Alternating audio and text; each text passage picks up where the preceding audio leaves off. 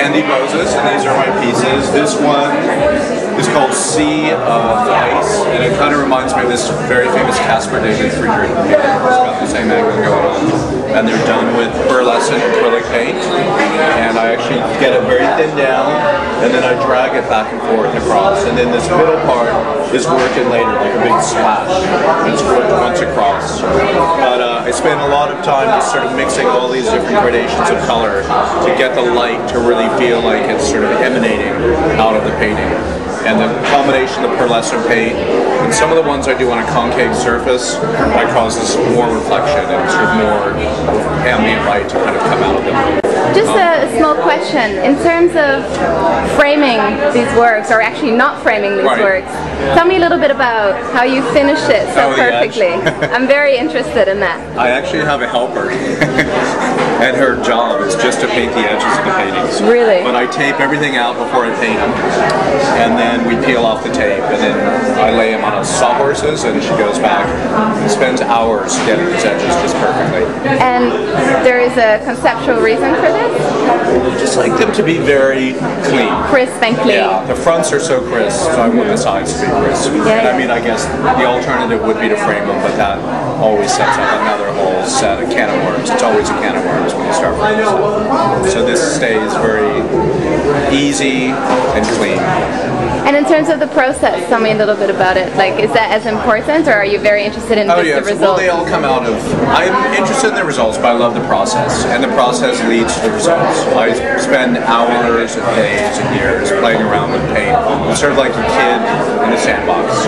I get on the floor, I get all my paints out, and I just start trying things until I see something that looks interesting, and it'll maybe remind me of something in nature, like water, sky. There's some over here that look like stars, but they're all done through pretty organic processes. They're not done in a traditional way. Are they pretty space specific?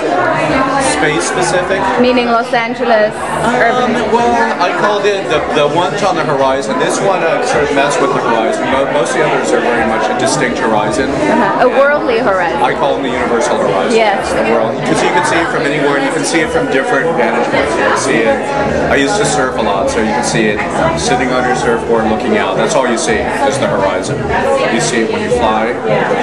Here's a pilot right over here. That's Sweetie. How are you? Giselle. We're talking about the universal horizon.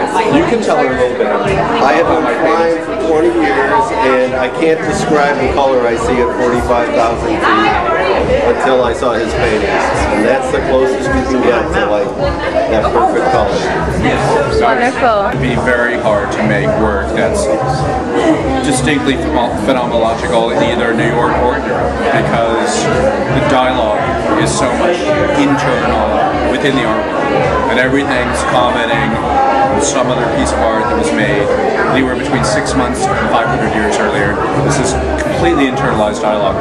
But I'm definitely inspired by this, so much painting history. But they are direct, the paintings I make. They're not meant to necessarily have constant references to the past. It's trying to create something that's very much present moment and almost like a pause.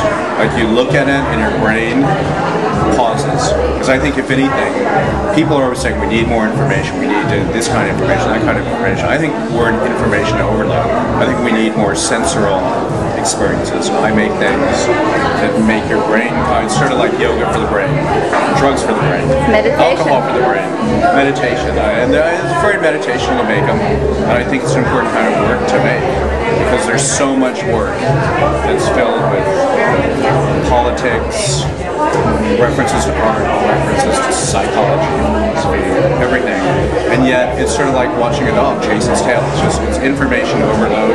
It seems like really, we always come back to that notion of meditation. If you look at Michael Snow, you look at, all these artists, even in the 70s.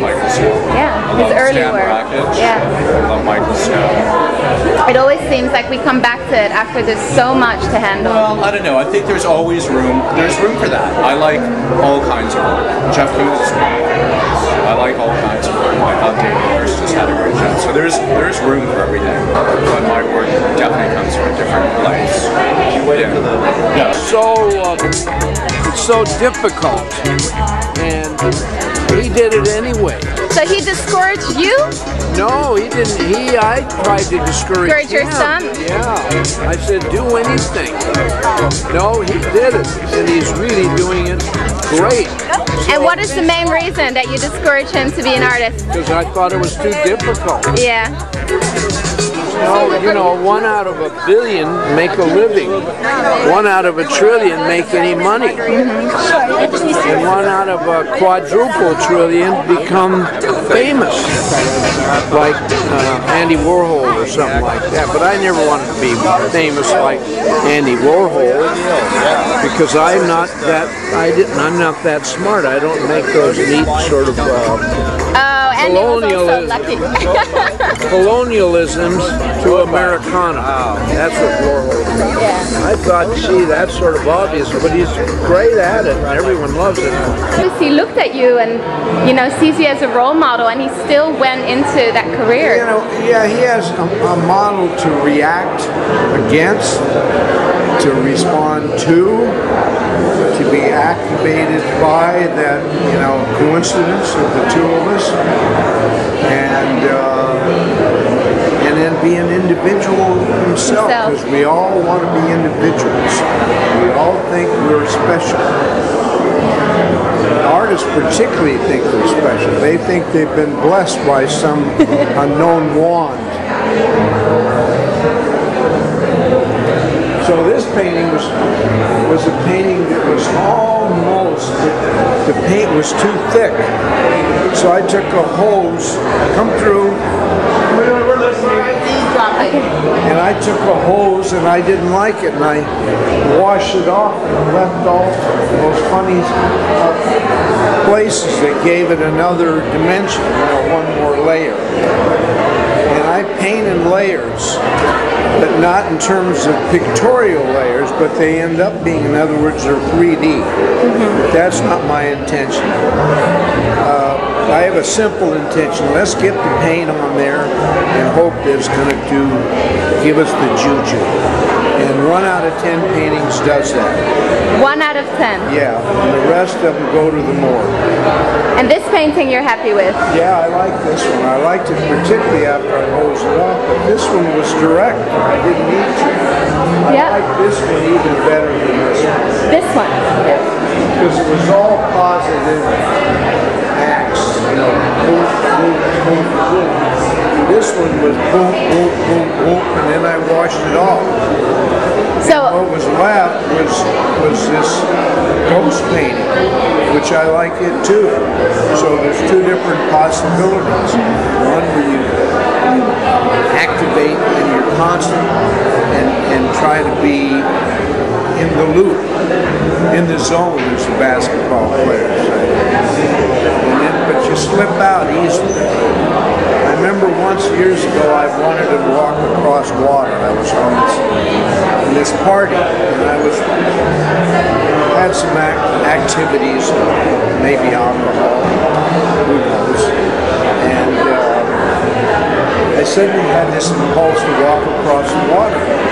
And I got 2 steps, and then I became self-conscious. As soon as I became conscious of what I was doing, I sunk. That's the way it is in painting. That's all I have to say.